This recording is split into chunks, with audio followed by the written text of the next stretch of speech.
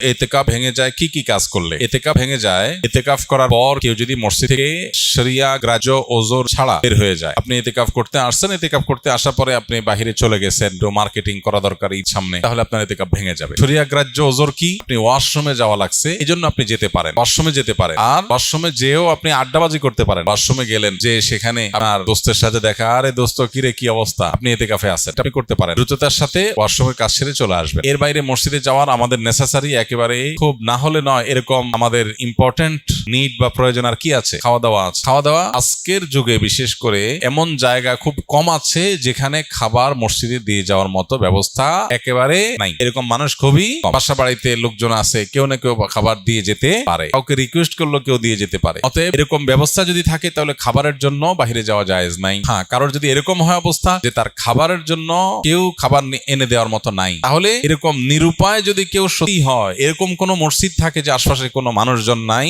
বাসা থেকে খানা আনার মতো কোনো মানুষ নাই, তাহলে তিনি খাবারের জন্য যেতে পারবেন, খেয়ে আবার চলে আসবেন। খাইতে গিয়ে আবার বাসায় আরেকটা খাজুরি আলাপ করতে পারবেন, এক বেলা খেয়ে আরেক বেলা খাবার সাথে নিয়ে আসলেন। এভাবে না হলে নয়। এরকম নিড থাকলে শুধু বাইরে হতে পারবেন। এছাড়া যদি তিনি বাইর হন তাহলে তার এতেকাফ ভেঙে যাবে।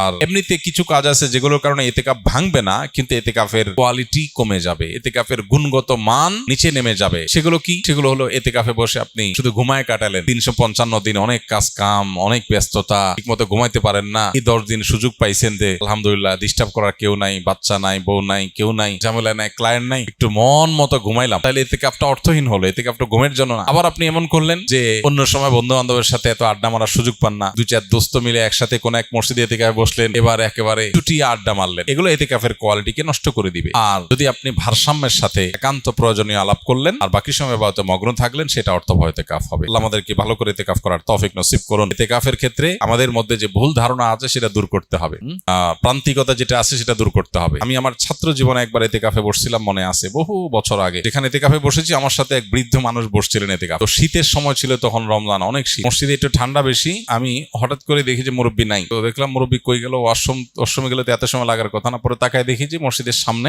বাইরে ঘাস বিছানো মাঠ, উনি ওখানে রোদ পোহাইতেছে। পরে বললাম, মসজিদে বললাম, চাচা এতেকাফ অবস্থায় তো রোদ পোহাতে বাইরে যাওয়া যাবে না। উনি খুব জোরে ধমক দিলেন। আমি ছোট ছিলাম, মাদ্রাসায় পড়ি, তখন বলছে, হ্যাঁ তোমার মাথা এতেকাফ ভাঙা এত সোজা মিয়া? আমি কি কারোর সাথে কথা বলতেছি? আমি রোদ পোহাইতেছি। তো এরকম ধারণা আমাদের সমাজে অনেকের মধ্যে আছে। আরেকজনকে আমি দেখছি, আমি আমার মসজিদে, উনি এতেকাফ করে আসছেন, পরে হঠাৎ দেখি নাই, অনেকক্ষণ পরে আসছে, কেউ কই আসেন? বলে আমি ধান রোদ দিতে গেছিলাম, ধান শুকাইতে গেছি। ধান টান শুকায় আবার উনি চলে আসছেন এতেকাফ। তো যদি কারোর এরকম নিড থাকে যে তার বাহিরে কাজ করতে হয়, যেমন অফিসে জব করতে হয়, তার ছুটি নাই, কোনোভাবে ছুটি ম্যানেজ করতে পারেন নাই তিনি, তাহলে তিনি নফল এতেকাফ করতে পারেন। কিভাবে? মসজিদে গাট্টি বসকা থাকলো, যখন বাইরে চলে গেলেন তার এতেকাফ শেষ হয়ে গেল।